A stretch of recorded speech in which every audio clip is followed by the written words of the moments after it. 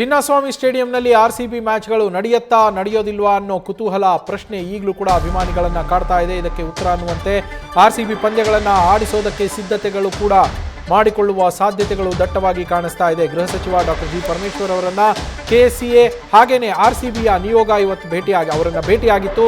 ಭೇಟಿಯಾದಂತಹ ಸಂದರ್ಭದಲ್ಲಿ ಕೆಸಿಎ ಅಧ್ಯಕ್ಷ ವೆಂಕಟೇಶ್ ಪ್ರಸಾದ್ ಅವರು ಹಾಗೆ ಆರ್ಸಿಬಿಯ ರಾಜೇಶ್ ನೇತೃತ್ವದ ನಿಯೋಗ ಹೋಗಿ ಅವರಿಗೆ ಭೇಟಿಯಾಗಿ ಆರ್ಸಿಬಿ ಮ್ಯಾಚ್ಗಳನ್ನು ಆಡಿಸೋದಕ್ಕೆ ಅವಕಾಶವನ್ನ ಮಾಡಿಕೊಡಿ ಎನ್ನುವ ಮನವಿಯನ್ನ ಮಾಡಿದೆ. ಆರ್ಸಿಬಿ ಪಂದ್ಯಗಳ ಬಗ್ಗೆ ಸಚಿವ ಪರಮೇಶ್ವರ್ ಜೊತೆಯಲ್ಲಿ ಸಮಾಲೋಚನೆಯನ್ನ ನಡೆಸಿದ್ದು ಫೆಬ್ರವರಿ 12ನೇ ತಾರೀಕು ಮತ್ತೊಂದು ಸುತ್ತಿನ ಸಭೆಯನ್ನ ನಡೆಸಿ ಅದರಲ್ಲಿ ಅಂತಿಮ ತೀರ್ಮಾನವನ್ನ ತೆಗೆದುಕೊಳ್ಳುವ ಭರವಸೆಯನ್ನ ಗೃಹ ಸಚಿವ ಡಾಕ್ಟರ್ ಜಿ ಪರಮೇಶ್ವರ್ ಅವರು ಈ ನಿಯೋಗಕ್ಕೆ ನೀಡಿದ್ದಾರೆ ಅನ್ನೋ ಮಾಹಿತಿ ಈಗ ಸಿಗ್ತಾ ಇರುವಂತದ್ದು.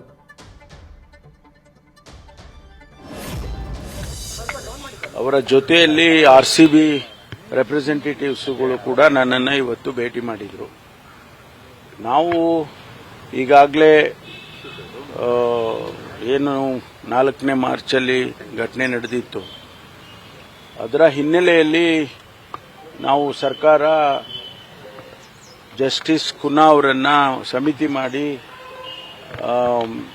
ಏನೆಲ್ಲ ಆಗಿದೆ ಅದನ್ನು ಮತ್ತು ಅದಕ್ಕೆ ಕರೆಕ್ಟಿವ್ ಮೆಷರ್ಸ್ ಏನು ತಗೋಬೇಕು ಅದನ್ನೆಲ್ಲ ನೋಡಿ ನಮಗೆ ವರದಿ ಕೊಡಬೇಕು ಅಂತೇಳಿ ಜಸ್ಟಿಸ್ ಕಮಿಷನ್ ಅವ್ರನ್ನ ಗುನ್ನಾ ಅವರು ಕಮಿಷನ್ ಮಾಡಿತ್ತು. ಅವರು ವರದಿಯನ್ನು ಕೊಟ್ಟಿದ್ದಾರೆ. ಆ ವರದಿಯ ಆಧಾರದ ಮೇಲೆ ನಾವು ಕರ್ನಾಟಕ ಸ್ಟೇಟ್ ಕ್ರಿಕೆಟ್ ಅಸೋಸಿಯೇಷನ್ ಅವರಿಗೆ ಮತ್ತು ಆರ್ಸಿಬಿ ಅವರಿಗೆ ನಾವು ತಿಳಿಸಿದ್ದೇವೆ ಅನೇಕ ವಿಚಾರಗಳನ್ನು. ಅವರಿಗೆ ಏನು ಜಸ್ಟಿಸ್ ಕುನ್ನಾ ಅವರ ವರದಿಯಲ್ಲಿ ನಮೂದನೆ ಮಾಡಿದ್ದಾರೆ, ಅವರ ರೆಕಮೆಂಡೇಶನ್ಸ್ ಏನಿದ್ದಾವೆ ಅದನ್ನೆಲ್ಲ ಫುಲ್ಫಿಲ್ ಮಾಡಬೇಕು ಅಂತೇಳಿ ಅವರಿಗೆ ನಾವು ಪತ್ರದ ಮೂಲಕ ತಿಳಿಸಿದ್ದೇವೆ. ಅದಕ್ಕೆ ಅದರ ಜೊತೆಯಲ್ಲಿ ಇದನ್ನ ಓವರ್ಸಿ ಮಾಡಬೇಕು ಅಂಥೇಳಿ ನಾವು ನಮ್ಮ ಸರ್ಕಾರದ ಹಂತದಲ್ಲಿ ಒಂದು ಸಮಿತಿಯನ್ನು ಕೂಡ ಮಾಡಿದ್ವಿ. ನಮ್ಮ ಏನು ಮಹೇಶ್ವರ ಅವರು BBMP ಕಮಿಷನರ್ ಇದ್ದಾರೆ, GBA ಕಮಿಷನರ್, ಈಗ ಅವರು ಮತ್ತು ನಮ್ಮ ಪೊಲೀಸ್ ಕಮಿಷನರು ಇವರನ್ನೆಲ್ಲ ಸೇರಿಸಿ ಒಂದು ಸಮಿತಿ ಮಾಡಿ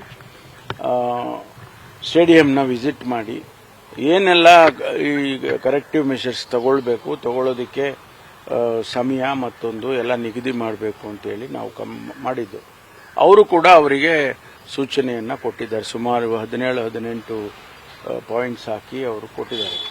ಅದನ್ನೆಲ್ಲ ಮಾಡ್ತಾ ಇದ್ದಾರೆ. ಈ ಮಧ್ಯೆ IPL ಟೂರ್ನಮೆಂಟ್ ಮತ್ತೆ ಬಂದಿದೆ. ಆಮೇಲೆ ಇಂಟರ್ನ್ಯಾಷನಲ್ ಮ್ಯಾಚಸ್ಗಳು ಕೂಡ ಬರ್ತಾ ಇದೆ.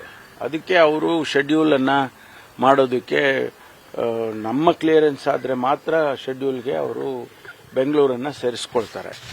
ಅದಕ್ಕಾಗಿ ಅವರು ಬಂದಿದ್ರು, ರೆಪ್ರೆಸೆಂಟೇಷನ್ ಕೊಟ್ಟಿದ್ದಾರೆ. ನಾನು ಅವರಿಗೆ ಬುಧವಾರ ಸಮಯ ಕೊಟ್ಟಿದ್ದೇನೆ.